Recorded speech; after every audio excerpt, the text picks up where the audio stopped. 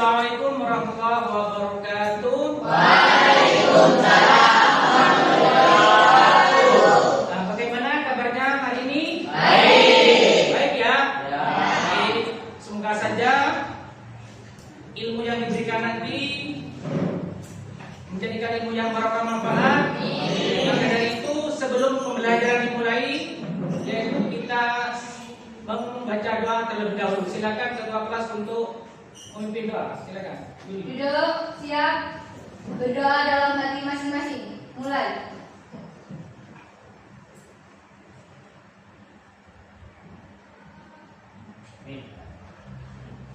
Selesai. Beri salam. Assalamualaikum warahmatullahi wabarakatuh. Waalaikumsalam warahmatullahi wabarakatuh. Oke, sebelum pembelajaran dimulai, saya ingin mengecek dulu kehadiran kalian. Kelas 9G ya. Absen dulu. Miranda, Andika, Cinta Aulia, Devi Saharini Putri, Denny, Eka, Elvira Regina Putri, Endang Saputri, Pandera, Devi Laura, Isnan Ilham, Lairatus Sofia, M. Riki Kurniawansyah, M. Putra Wahyudi, Muhammad Ridho Mustafa, Maulana Hidayatullah, Muhammad Arif, Muhammad Dwi Cahyono, Safa Aprelia, Wawan, Yulia Citra.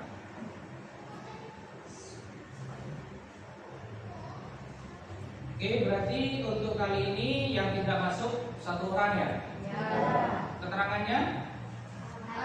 Alfa. Oke.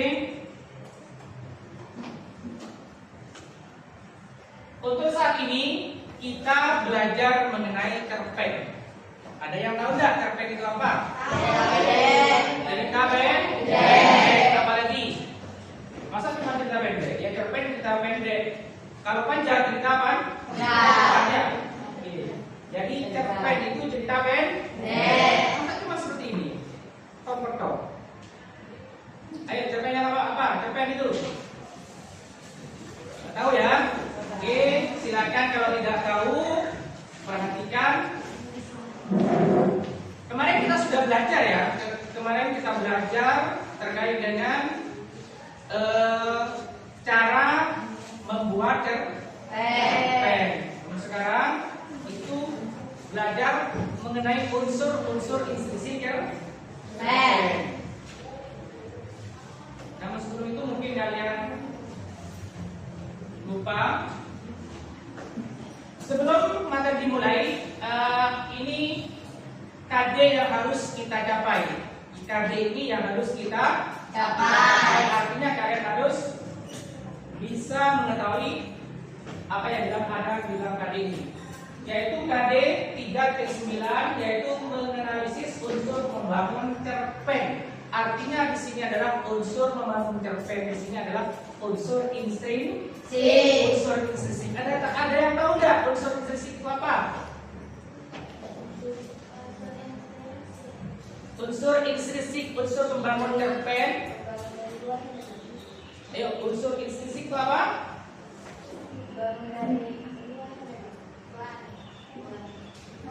Unsur membangun cerpen ya dari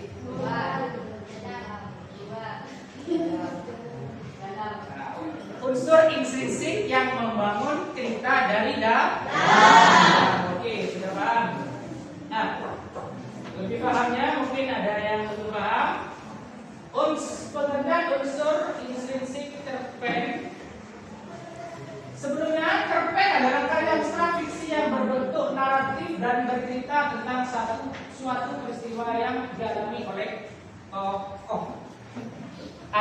adalah karya sastra.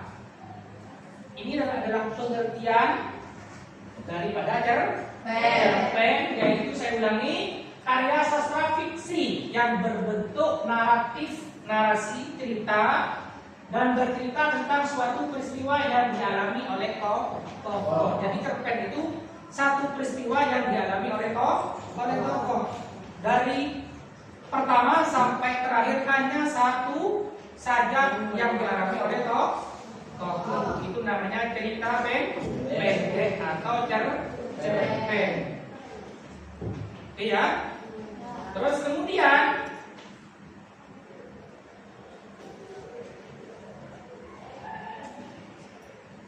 ini yang barusan itu cerpen adalah cerita pendek, ya ini yang dimaksud. Tapi bukan itu. Selesai dalam satu kali baca, artinya ini tidak terlalu panjang, kemudian kurang dari 10.000 kata. Terus hanya berisi satu tema dan satu konflik. Temanya dalam satu masalah, satu cerita, temanya hanya satu. Konflik itu apa? Masalahnya cukup satu. Berarti tentang sepenggal peristiwa dalam kehidupan tokoh. Oke. Lanjut. Nah, yang ini yang dimaksud tadi adalah unsur membangun cerita.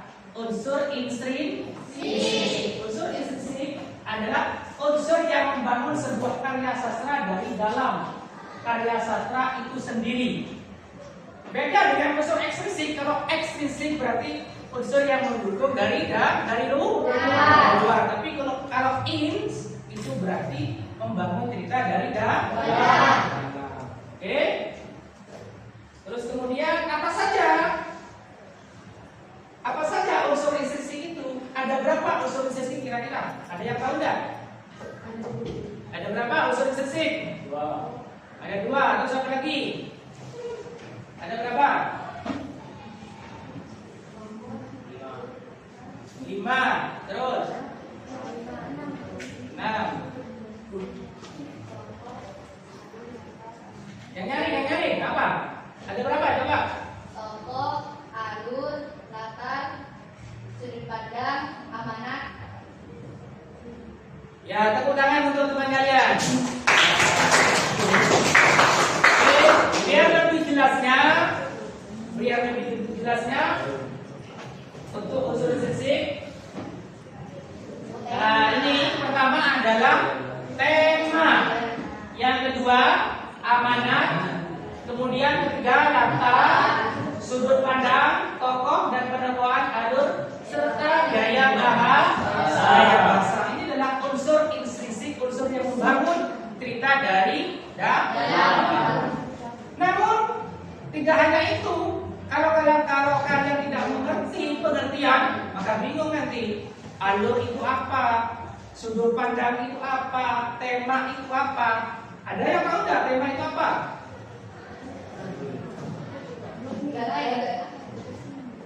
Gagasan atau disitu adalah ide utama. Gitu ya? Sudah paham? Oke, kalau sudah paham, nah ini biar lebih paham, saya beri contoh cerpen. Nah, yang judulnya di sini adalah Menantikan Bidadari. Ya, ini menarik sekali nih, Menantikan Bidadari. Nah, bagi yang cowok cewek, bidadara ya. Oke, Menantikan Bidadari. Kalian perhatikan kalimat per kalimatnya seperti apa. Silakan diperhatikan. Di sebuah dataran tinggi dekat lembah Dieng hiduplah seorang pemuda yang bekerja sebagai pengembala kambing. Namanya Dewa. Sudah bertahun-tahun lamanya dia menantikan datangnya bidadari, namun belum juga tiba. Ayahnya berpesan untuk menunggu bidadari itu setiap matahari terbit di lembah Dieng. Sudah 30 tahun lamanya Dewa melaksanakan perintah almarhum bapaknya. Namun kini dia mulai gusar. Apakah yang dia tunggu selama ini benar-benar ada atau tidak? karena sudah menunggunya terlalu lama 30 tahun bukan 30 hari. Tepat di umurnya yang ke-30, dewa bertemu nenek pencari kayu bakar. Mereka bercakap-cakap hingga nenek itu memberikan sebuah kata-kata yang membuat dewa tersadar. Untuk apa kamu menunggu bidadari? Dia tidak akan pernah datang. Bidadari tidak diciptakan untuk menikah dengan manusia. Tidak untuk menikah dengan manusia bumi, maka carilah wanita dari bangsa manusia untuk menjadi istri, kata nenek. Sejak saat itulah dewa sadar bahwa petuah ayahnya tidak bisa dipercaya. Dia menyesal menghabiskan waktu 30 tahun untuk menunggu sesuatu yang tidak pernah ada. Nah ini mungkin sudah tahu bayangan-bayangan di otak kalian, di pikiran kalian. Sudah tahu mungkin ya. Mungkin kalian sudah bisa mengetahui unsur intrinsik yang berada dalam sebuah cerpen barusan. Sudah ada kira-kira? Coba. Unsur intrinsik cerpen menantikan bidadari yang pertama adalah tema adalah sebuah kehidupan. Kehidupan siapa? Dewa. Itu temanya. Kemudian penuhan dewa yang berkarakter polos dan penuh pada orang tuanya. Iya kan? Iya. Nah, karakter polos. Kenapa? Dia apa? Kenapa? Dia percaya pada ucapan orang tuanya, berani menunggu dan setia menunggu walaupun sakit hati ya, yaitu selama 30 tahun. Itu polos, patut kepada orang tua. Alur maju. Iya enggak? Karena ceritanya untuk tidak mengaitkan masa lalu dengan masa yang sekarang. Kemudian sudut pandang orang ketiga. Lanjut. Latar di lembah Dieng. Kemudian amanat yang terakhir di sini adalah petuah orang tua tidak selalu relevan dengan kehidupan masa kini. Perlu menyesuaikan dengan kenyataan dan perkembangan zaman. Ucapan orang tua yang seperti itu ada kalanya salah sesuai dengan keadaan zaman. Kenapa? Bidadari turun ke bumi itu berada di dalam sebuah dunia nyata tidak akan ada. Tuh. Walaupun seperti itu, namanya anak yang tadi itu setia terhadap perintah orang tua. Tapi perintah orang tua seperti itu bisa juga menyesatkan. Oke, lanjut. Ada pertanyaan? Ada pertanyaan mungkin? Ada. Ada pertanyaan? Ada pertanyaan? Mungkin ada pertanyaan? Ada pertanyaan? Ya? Alur itu adalah, ada yang bisa jawab? Alur itu apa? Rangkaian jalannya sebuah cerita. Alur itu jadi berapa macam? 3. Satu.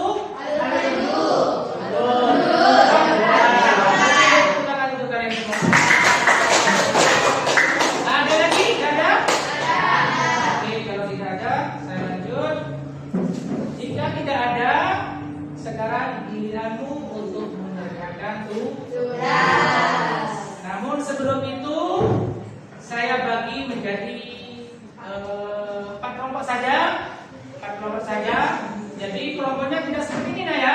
Jadi kelompoknya nanti saya Saya tentukan kelompoknya, kemudian kalian duduk bersama kelompok. Nanti setelah ini saya berikan lembar soal untuk menentukan unsur instansi yang akan saya jelaskan.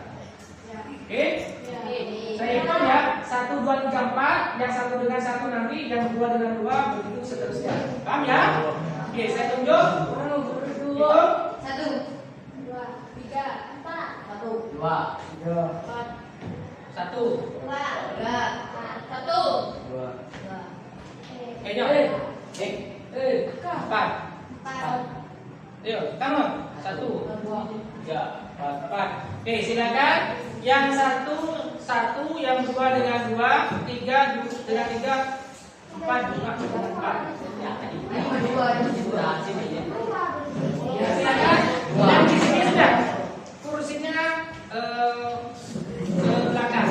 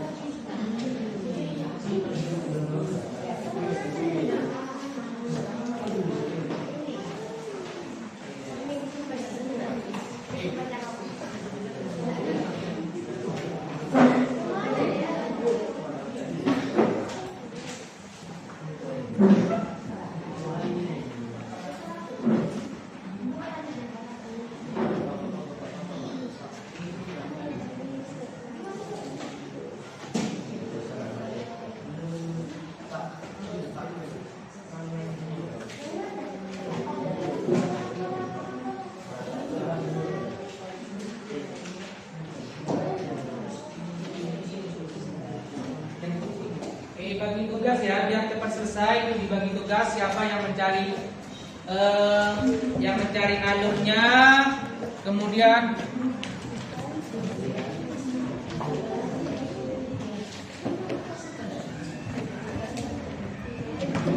siapa yang mencari alurnya.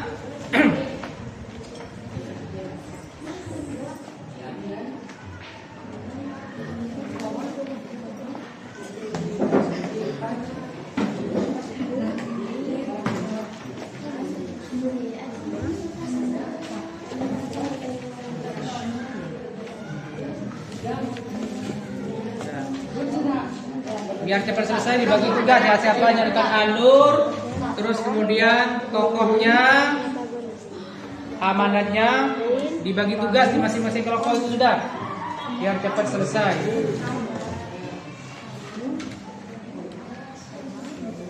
Setelah selesai baru berdiskusi dengan kelompoknya. Ya, setelah itu presentasi.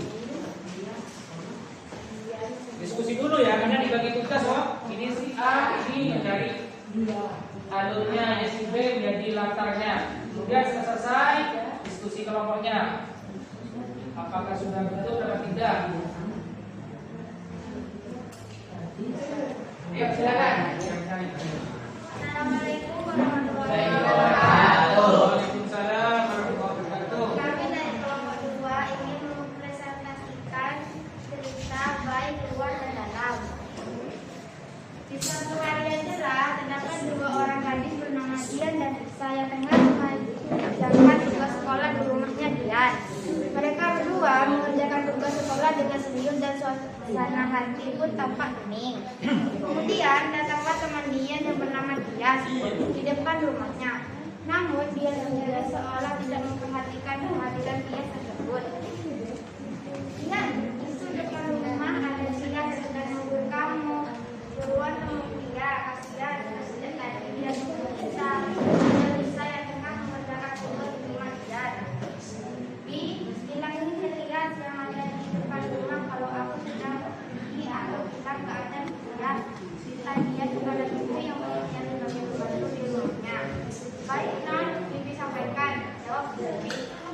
Dian, kenapa kamu lihat Dian? Sepanjang lebar kata Lisa. Unsur intuisi, tema persahabatan, alur atau plot maju, setting rumah Dian depan rumah hari yang cerah sini. Tokoh Dian, Lisa, Tias, Bibi pembantu rumah. Watak Dian protagonis, Tias antagonis, Lisa netral. Sudut pandang orang utama pelaku samping. Pamanan dalam menjadi pertemanan harus baik di depan dan tidak menjelek-jelekan temannya. Ya, tepuk tangan untuk kelompok. Mungkin ada yang mau bertanya, silakan. Ya, silakan. Sudut pandang dari cerita tersebut. Sudut pandang orang pertama pelaku samping. Sudut pandang Sudut pandang orang pertama pelaku sampingan. pelaku sampingan. Oke, tepuk tangan untuk kelompok. Kemudian presentasi dari kelompok kita. Ada yang mau bertanya lagi?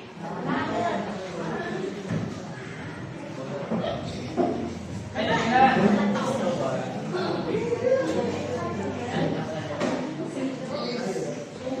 Assalamualaikum warahmatullahi wabarakatuh. Kami dari kelompok 1 akan mempresentasikan hasil kerja kelompok kami. Terdiri dari saya Yulia Citra, saya Safa Priya, saya Reni Surya, saya Wawan. Selanjutnya saya akan membacakan hasil kerja kelompok kami. Belajar di kala pandemi. Aku duduk tak berdaya seperti kehabisan tenaga. Pak Yanto, wali kelasku, memberitahukan dengan tegas bahwa pembelajaran harus dilaksanakan di rumah. Itu berarti seluruh aktivitas sekolah akan dihentikan sementara. Namun entah sampai kapan. Semua ini terjadi gara-gara virus yang hadir di wilayah kami. Untuk menghentikan penyebaran virus tersebut, terpaksa sekolah harus dihentikan dan melakukan pembelajaran jarak jauh.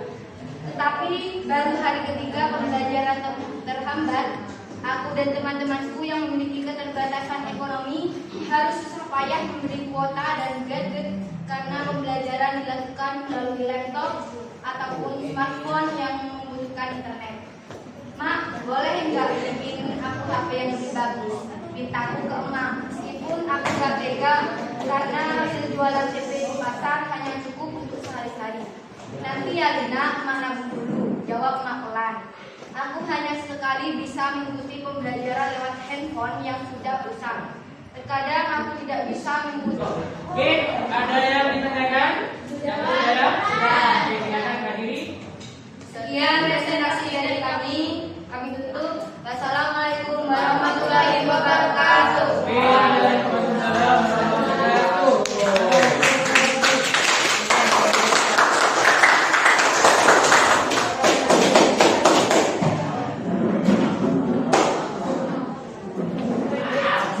Oke, sudah paham ya terkait dengan unsur intrinsik? Unsur intrinsik cerpen. Pertanyaan saya, sulit apa gampang untuk menemukan unsur intrinsik cerpen? Bagaimana? Kalian senang enggak? Senang ya.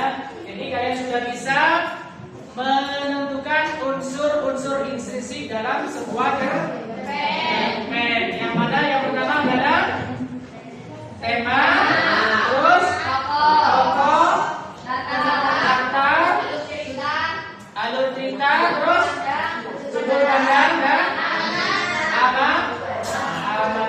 Di sini sudah gaya bahasa. Jadi kalian sudah bisa menentukan dari tema sampai gaya bahasa. Jadi apa namanya?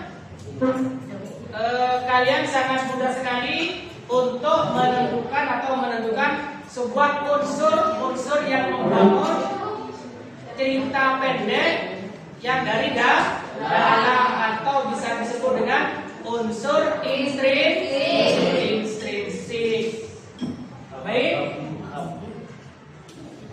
Baik, untuk pembelajaran kali ini kalian sudah paham ya. Mungkin sebelum saya tutup mungkin ada pertanyaan terkait dengan apa yang saya terangkan terkait dengan cerpen, unsur intrinsik dan seterusnya. Mungkin ada yang masih belum paham betul? Sudah paham? Sudah paham betul? Oke, kalau sudah paham betul silakan untuk mengakhiri kegiatan pada kali ini. Tadi diawali dengan berdoa, sekarang juga diakhiri berdoa dengan dengan pembelajaran mungkin dipimpin lagi oleh ketua kelasnya Yulia Citra. Silakan di Yulia Citra untuk menutup dengan doa. Silakan. Duduk, siap. Berdoa dalam hati masing-masing. Mulai.